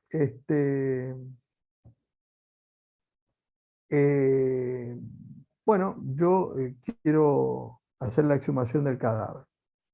Los demandados son los herederos. Dice, no, pero está cremado ya. No hay cadáver. En ese caso, yo no puedo decir, bueno, la cremación es una presunción en contra, en el sentido de que ellos han ordenado la cremación para hacer desaparecer la prueba. No, en principio no, porque es un derecho subjetivo que ellos tienen de hacer, como dice el 61, lo que quieren hacer. Perfecto. Ahora, para la jurisprudencia, si los demandados, herederos, si yo elijo que demando a los herederos, alego y pruebo que ellos tenían conocimiento que yo era o podía ser el hijo de esta persona, en ese caso la jurisprudencia toma como presunción, como indicio contrario, en este caso, esa cremación, si bien no es una prueba suficiente o determinante, ahí sí, para la jurisprudencia,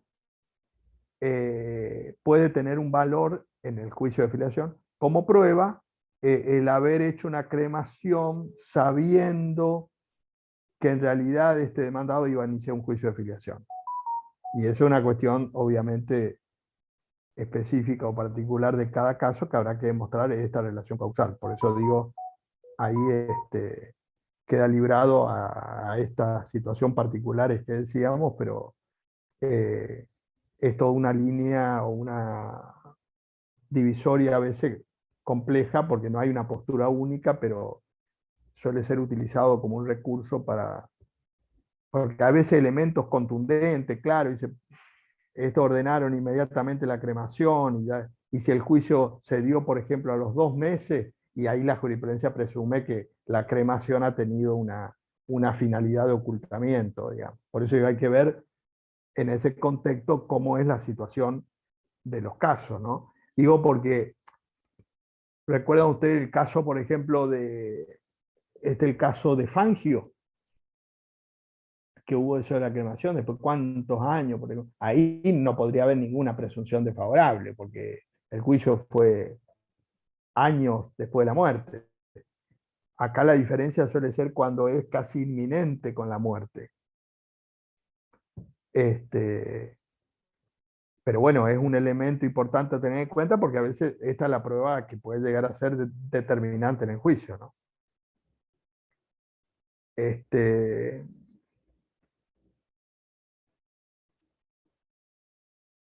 Eso es con respecto a la prueba biológica. Ahora, con respecto a la otra, fíjense la posesión de Estado, tanto en el viejo código como en el nuevo código, cambia sustancialmente esta prueba. Porque en juicio de filiación,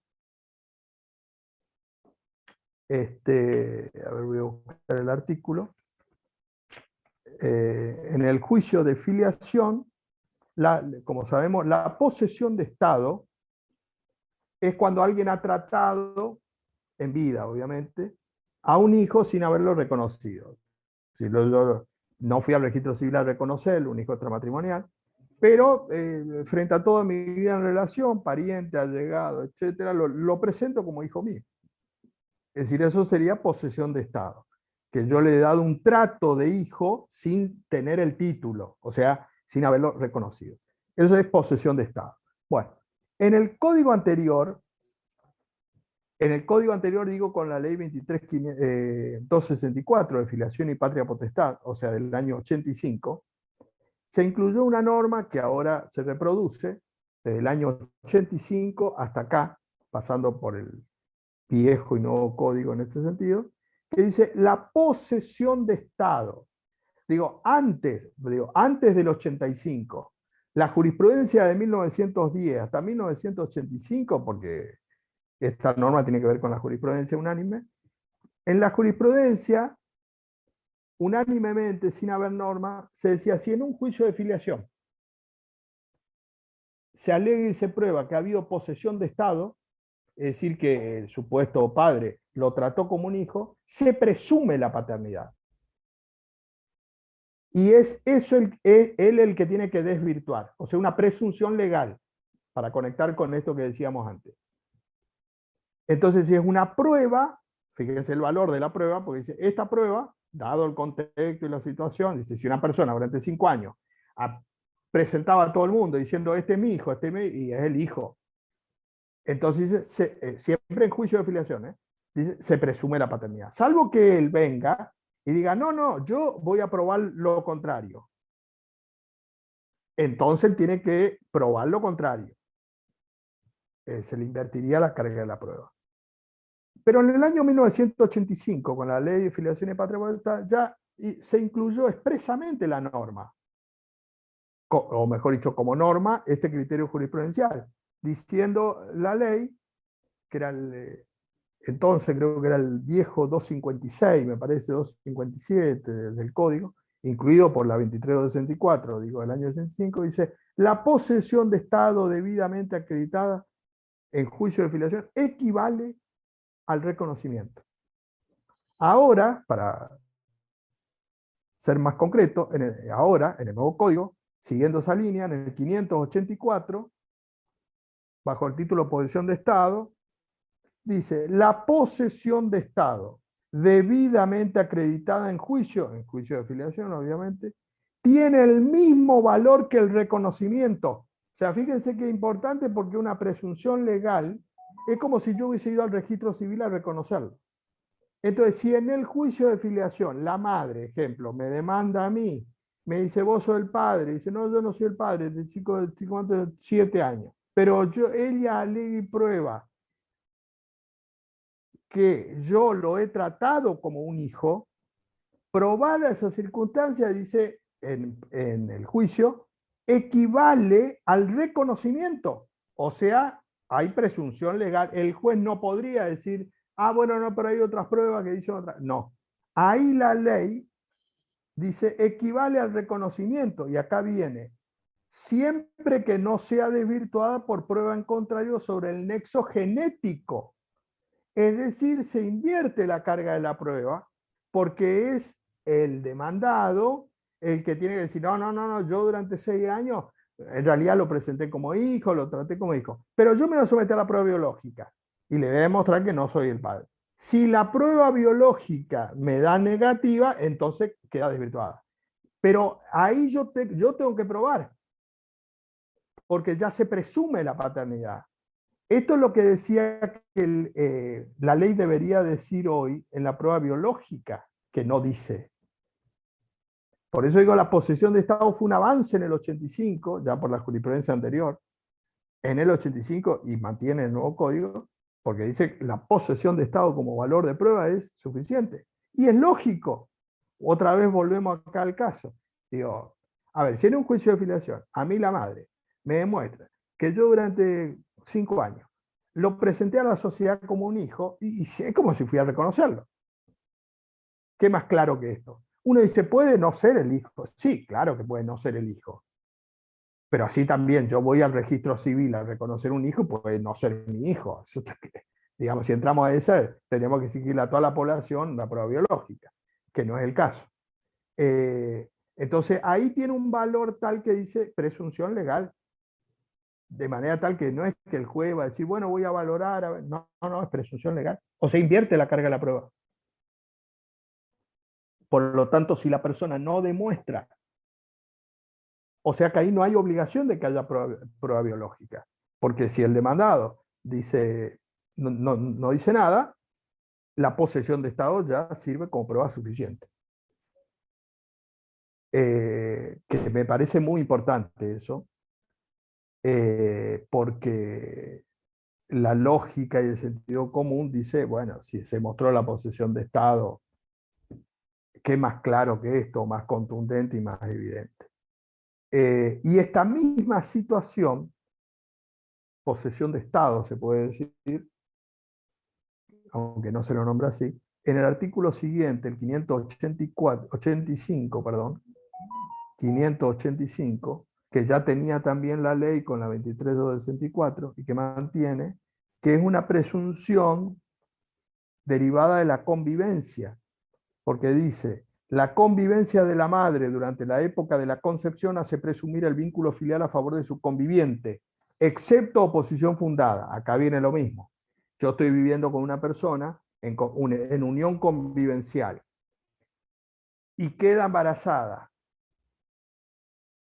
tiene un hijo. Acá no rige la presunción matrimonial que decíamos de que se presume que los hijos nacidos, la celebración del matrimonio de los 300 días, etcétera, etcétera, se presume hijo del marido. ¿Qué quiere decir? Si yo estoy casada con esa persona, se inscribe la maternidad y yo paso automáticamente a ser el marido, el padre.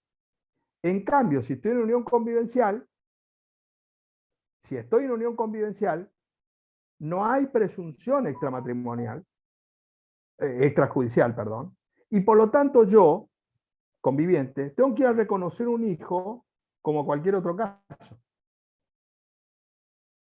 Entonces, si no lo reconozco un hijo, ese hijo, mi conviviente me puede hacer un juicio, obviamente. En ese juicio, ahí me dice, sí, yo estoy viviendo hace 5 años con esta persona, en unión convivencial.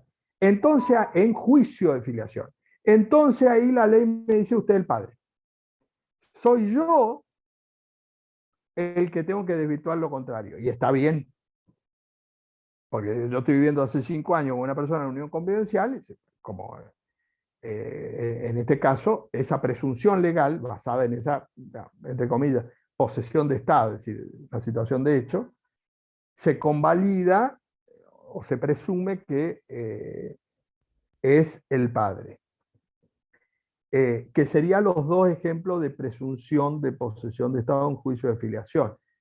Con la única aclaración que yo creo que acá en el 585, en esto del conviviente, hubiera sido más conveniente establecer una presunción extrajudicial, como en el caso del matrimonio. Porque acá el tema es que tiene que hacer juicio, ¿no? Y en realidad yo formé una familia en unión convivencial. Y además, por ejemplo, me registré, sobre todo este último caso que digo, me registré, unión convivencial registrada.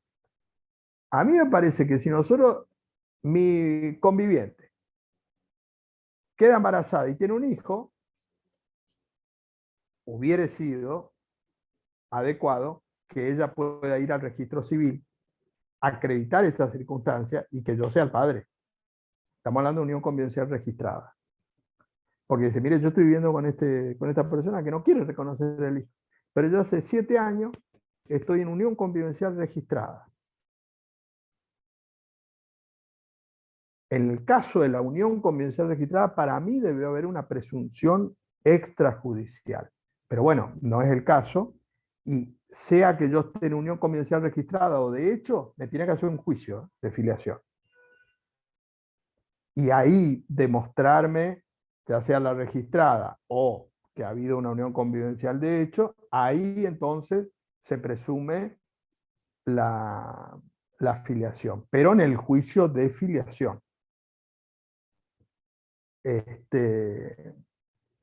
Por eso digo, salvo prueba en contrario. Obviamente es correcto, porque yo digo, sí, yo hace 5 años que estoy viviendo con esta persona en unión convivencial, pero yo me voy a someter a la prueba biológica y le voy a demostrar que no soy el padre, que claramente yo tengo que tener ese derecho.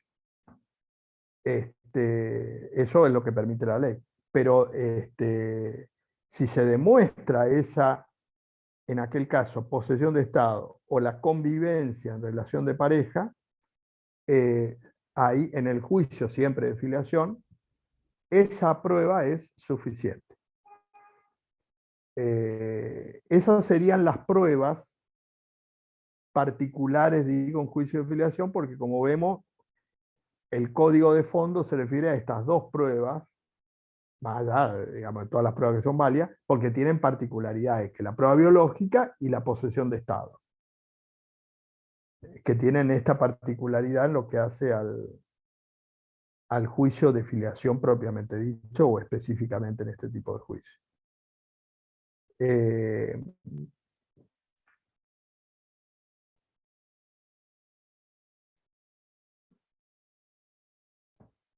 No sé si hay alguna pregunta de esto.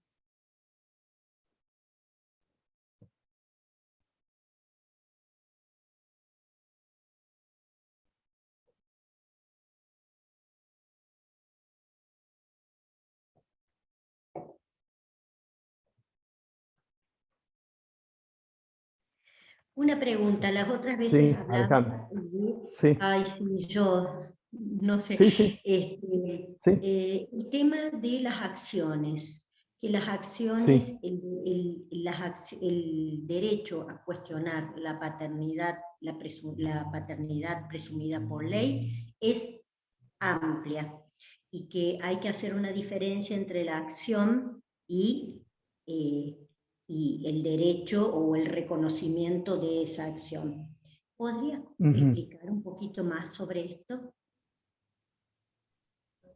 ¿Cómo? ¿Sobre cuál? No, es que no entiendo Claro, la... porque las otras veces escuché una profesional que hablaba sobre que a la paternidad, las acciones de paternidad pueden ser efectuadas por el marido o el conviviente, el marido, o no el marido, perdón, por la, ¿cómo se llama? Por el conviviente. No, perdón, con Sí, el conviviente no sería con el, ay, se me fue el nombre, el esposo, que sería el cónyuge, y que se habilitaba a presumir, a cuestionar la paternidad matrimonial por un tercero interesado. sí, sí. ¿Cómo Que es sería? 589, 590 actualmente, sí. 89, sí. Sí, sí. Si podría explicar un poquito más, porque a mí no me termina de quedar claro. A ver, nosotros le damos a un tercero que El dice que padre es el padre, biológico sería. al padre biológico, sí, Sí, le damos el derecho, o al padre o a la madre biológica sería, sí, sí, ¿sí? En sí, el caso de las familias homosexuales, sí, para el matrimonio igualitario, ¿sí? Entonces, sí. ¿en qué casos procede? ¿Hay algún caso de este tipo? Porque yo lo leía y decía, bueno, a ver, está cuestionando una presunción de paternidad, pero habla de un interés superior del niño. Entonces yo me preguntaba, ¿podemos nosotros no hacer lugar a Bueno, una impugnación eso es lo que le, de paternidad matrimonial? claro, eso es lo que le da la posibilidad a la ley al juez de negar, basado en ese precedente que habíamos hablado de Mendoza y la Suprema Corte de Buenos Aires, de distinguir según si la mujer sigue conviviendo con el marido o se separó de hecho. Entonces Ajá. ahí si sigue conviviendo con el marido, podría decir en el interés superior del niño, en realidad este padre biológico sería, entre comillas, un tercero que afecta ese interés superior al niño. Ujú. Que esa sería la posibilidad que le da al juez, digamos. Ahora, ¿eso es posible, doctor? Porque la filiación no debe ser debe ser razonablemente mantenida de conformidad con las pruebas que contradicen o en el interés del niño. ¿Y Por eso, cómo? en el interés del niño, pues, si la Ujú, madre sigue viviendo con el marido y tuvo ujú, relaciones sexuales con un tercero, ahí le podría decir el juez que en realidad no tiene la legitimación activa el padre biológico, en base al interés superior del niño, porque ya está ujú. en un contexto familiar, lo cual no quiere decir que yo esté de acuerdo, porque yo creo que eso es un disparate, este, porque no puedo negar una acción de filiación basada en la realidad biológica, este, porque, porque la madre sigue viviendo con el marido. O sea, eh, ahí en ese caso lo que importa es si el hijo es del marido o del tercero. Claro. Y en Porque si este no, yo caso, estaría poniendo una mal llamada, como se llama, paz familiar, una cuestión ética por sobre una realidad biológica, haciendo pasar eh, el hijo esa paternidad por el marido. Digamos, no, me parece un retroceso en ese sentido. Pero bueno, esa facultad, lo cual no quiere decir que sea inexorable, habrá que ver cómo interpreta el juez, pero esa es una facultad que se le abre ahora al juez para esta posibilidad, que me parece que éticamente no, no es sostenible, porque es para mantener una moral social, como decir, bueno, la mujer salió con alguien que no tenía que salir, o tuvo relaciones con alguien que no tuvo que salir. y Entonces acá hagamos se de cuenta podría que contemplar, este Doc. hijo es del marido. Ujú. Doc, y acá se podría hablar de un caso ¿se podría contemplar, por ejemplo, una triple filiación en este caso? Por ejemplo, que Sí, mantenga el apellido del papá, sí, del sí, la cónyuge. multiparentalidad, claro. Bueno, esa hubiese sido una solución adecuada, que es la que no tiene el código, que es la solución que hizo el caso de, cuando hablamos de multiparentalidad, el fallo de Cámara de La Plata, cuando el Ah, padre biológico, que estaba viviendo con la madre extramatrimonial, planteó que no era el padre y era el padre biológico era otro. Por ahí mantuvo la afiliación de ese que reconoció y lo sumó a este. Eso sí, ahí sí estoy de acuerdo, como ujú, posibilidad. claro. Es decir, avanzar en todo caso hacia la multiparentalidad, pero no volver, como siempre, a decir, bueno, esto hagamos de cuenta que no pasó nada y ocultemos, porque en definitiva es una forma de ocultamiento. Sí, o puede ser que la esposa esté conviviendo con su cónyuge, que estén conviviendo Sí, y sea el sí, tercero que tiene la legitimación y cuestiona esa paternidad presumida por ley.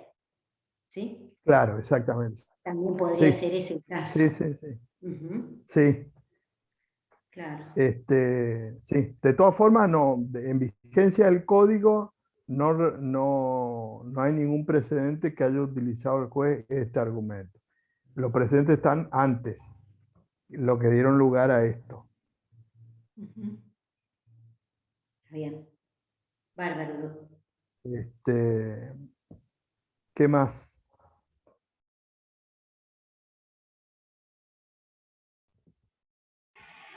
Yo tengo una pregunta.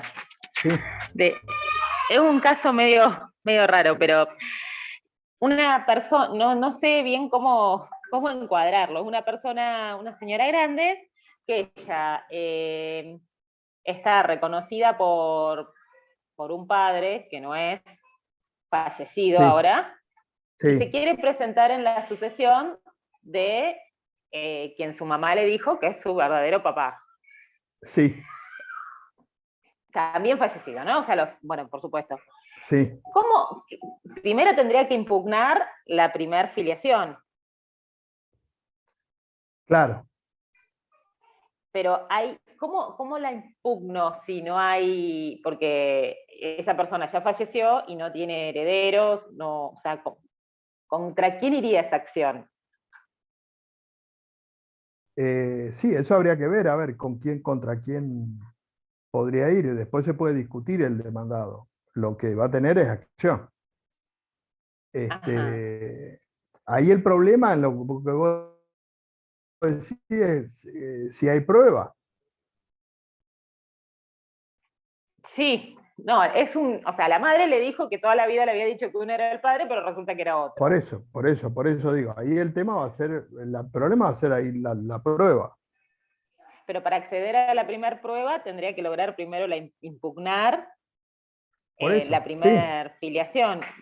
sí. Y esa es mi duda, o sea, ¿cómo hago para impugnar la primer filiación de una persona que ya está fallecida, ¿no? Por eso, ahí tengo que ir a los herederos. Y en todo caso, que el juez va a determinar en su momento, si no hay heredero, pues, admitir esa impugnación. Ajá, O está sea, eso medio. lo va a tener. Acá el problema no es ese, el problema es si va a tener prueba. Claro, sí, no sé Por eso, qué ese prueba es el problema. Por me eso. puede reunir en ese sentido. Bastante Ahí complicado. estaría el punto. Claro, ahí estaría el punto.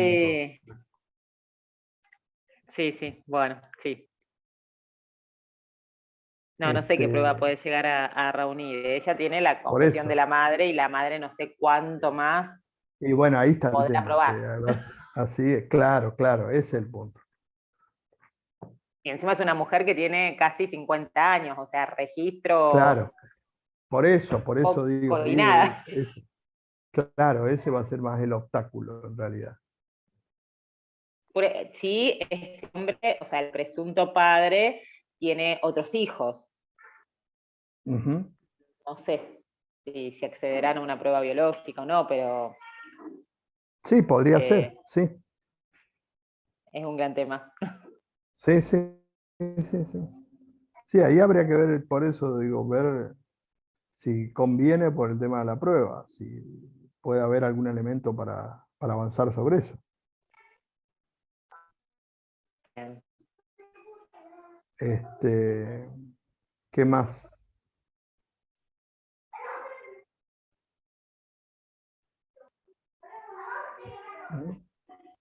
No.